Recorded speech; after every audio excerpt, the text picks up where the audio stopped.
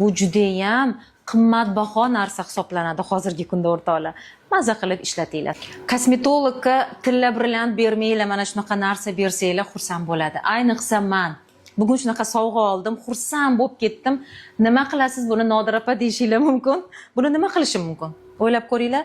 Kosmetolog, haqiqiy kosmetolog, ayniqsa meni kuzatuvchilarimdek kuzatuvchilar bor kosmetolog, bundan sizlarga zo'r mask o'rgataman. Ya'ni 3 yillik, почти 2-3 yillik aloy bu. Mana shu aloy barglaridan sizlarga bugun yoshartiradigan, ta'sirchanlikka ketkazadigan, yuzdagi botoks effekt berib, yuzni tortib, yaltiratib, yaraqlatib qo'yadigan va 44 yoshda yosh ko'rinib yuradigan bo'lishinglar uchun zo'r maska beraman. Qani, davayte boshlaymiz. Xo'sh, o'rtoqlar, endi operatsiya boshlanadi bizada, ya'ni haqiqiy operatsiya qilamiz. Chunki bizga qaychi kerak bo'ladi bugun. Qaychi bilan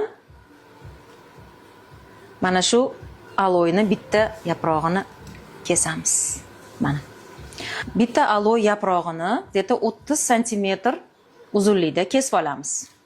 Buni sekin mana shunaqa ochib olamiz, o'rtoqlar. Ehtiyot qilib ochamiz. Ichidagi myakti, ya'ni yumshoq geli to'kilib ketishi kerak emas.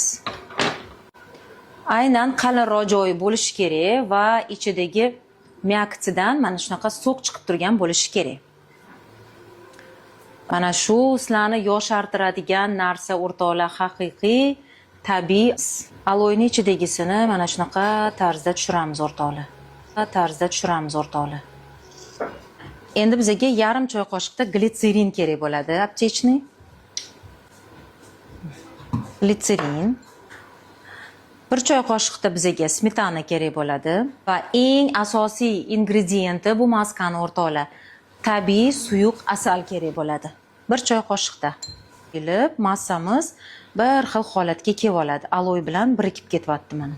Endi esa oxirgi sehrli mani ingrediyentlarimdan, bu har doim maskalarimda ishlataman bu narsani, juda ham zo'r narsa, bu glina. Xohlaylar голубая glina qo'shinglar, xohlaylar белая glina, oq, ko'k glina farqi yo'q. Yaxshilab massani endi aralashtiramiz. Qizlarjonlar, aloyli maskamiz tayyor bo'ldi. Maskani toza yuvilgan yuzga surish kerak. O'zimda surib ko'rsatardim, lekin ish jarayonida bo'lganim uchun makiyajimni yuvishga imkoniyatim yo'q. Shuning uchun sizlarga tushuntirib o'taman. Demak, yuzimiz yuviladi.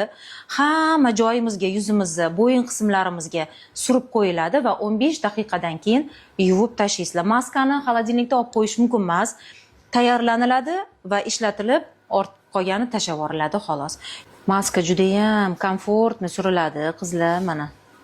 Qaranglar. Maskani tarkibi juda ham yoqimli, juda ham oson suriladi, mazza qilasizlar. Surib qo'yib, 15 daqiqadan keyin, bu sal qotadi maska, 15 daqiqadan keyin yuvib tashab, sivorotka va pantenol yoki bipanten surib qo'ysanglar, yuzinglar, ishoninglar, oqaradi. Tortiladi, botoks qilingandek tortilib qoladi yuzinglar. Mayda ajinlar ketadi. Yuzdagi ta'sirchanlik, aynan ta'sirchanlikka juda ham zo'r maska bu. Ko'z atroflaridagi ajinlarni ham zo'r ketkazadi o'rtoqlar. Sog' salomat bo'linglar. Like bosib qo'yarsizlar.